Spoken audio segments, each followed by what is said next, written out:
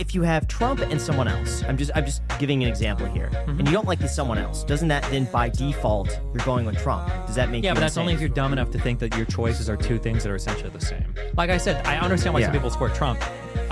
When I say that they're crazy, I don't necessarily mean like in a malevolent kind of way, or I'm sorry, a malicious kind of way. Usually they just don't know anything. So they like Trump because he owns the left, or because people say this thing like, oh well, the both parties are the exact same thing. Like, no, they're not. Like, you're rich if you think that. You're wealthy and you're stupid and you're disconnected. If you actually think that both parties stand for the same thing, they clearly don't, right?